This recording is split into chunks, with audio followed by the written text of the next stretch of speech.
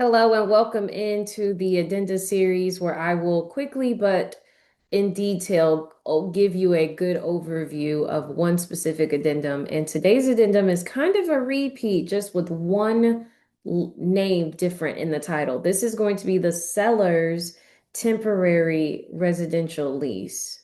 And this document, we've gone over the buyer's temporary residential lease, and we talked about why someone would use that and things like that. But this one is going to be about the sellers. So just like the other video, again, this is going to be used in the middle of a purchase. It's only for purchases, right? Because Trek does not promulgate lease documents unless they are attached to a purchase, which, as you see here, this one is. So when the seller needs to stay in the home after closing, that is going to be a temporary lease. That could be for any reason. The seller might be waiting on their new property to close. It could be a week before that new property closes, and they need to rent that house out for a week from the new buyers, or for the new sellers, right? Because now they own the property at this point. Those buyers do.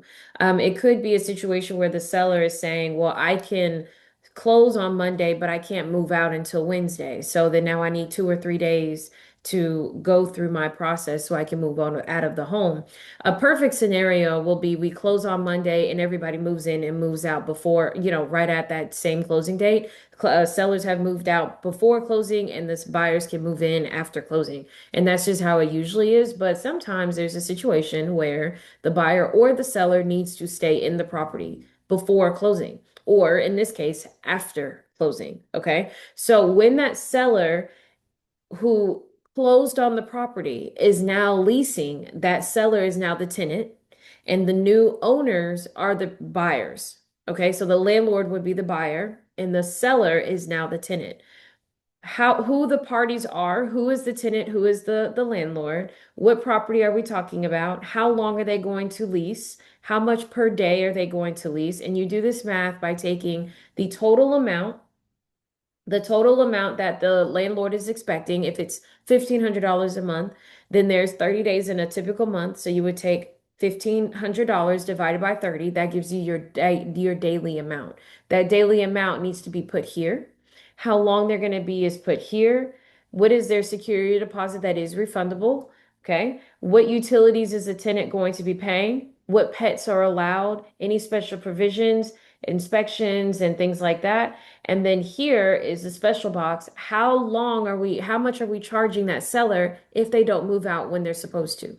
So if you're supposed to pay $100 a day and you were supposed to move out today, March 17th, and you don't move out until tomorrow, March 18th, how much are we charging for that additional day? It needs to be more than that standard $100 a day because that's how much it was to regular rent it. There needs to be some type of incentive to make sure that that seller actually moves out. So I typically put a number with a comma here, $1,000 a day, $2,000 a day, something like that, so that that seller understands you must move out. And if you don't, then now the back rent is due if there's a court situation involved.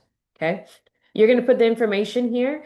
And again, your landlord is going to be the new owners, which would be the buyers before closing. And then now that we have closed, the seller is staying in after closing. So that would make them the tenant. Okay, so the seller is the tenant, the buyer is the landlord. What are the terms of this lease? That goes here.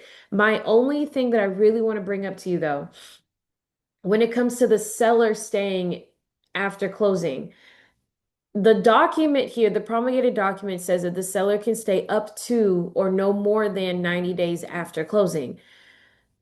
Most primary resident loans, okay, so this is where you need to talk to the insurance company and to the mortgage company before you sign a seller's temporary lease for longer than a certain period of time.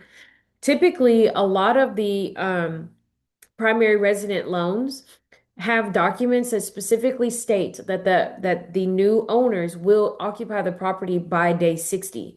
So if you're giving that seller 75 days, you are now breaching contract with your lender. You are now committing mortgage fraud, if you will. So you just want to be careful with stuff like that. Also, after 60 days, it's considered a commercial property and you are a true landlord. So then now your insurance company doesn't want to give you standard residential insurance, they want to give you commercial insurance. So I'm not saying that this is just the case all the way around. I'm just giving you things to think about. Please make sure that you talk to your lenders and insurance companies on behalf of your client before you accept anything longer than that 60 days for a seller's temporary lease.